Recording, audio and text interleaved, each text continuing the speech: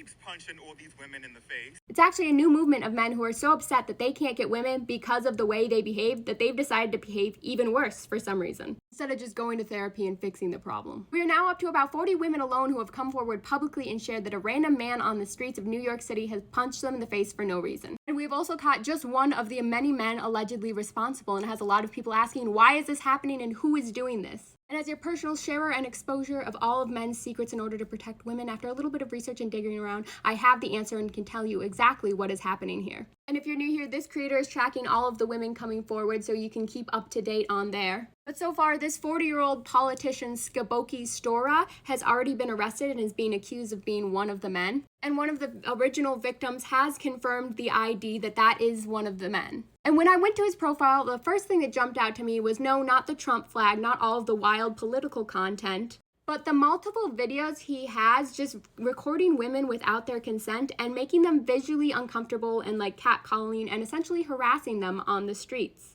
And in some of these videos, he's literally just following women. He doesn't even interact with them. It's very scary. If you do some research, you'll see about 10 years ago, there was an article about an old game, they called it, that was resurging called Knockout, that teenagers, usually boys, in large cities participated in. And the goal of this game was to approach a stranger and try and hit them so hard in one punch that it renders them unconscious.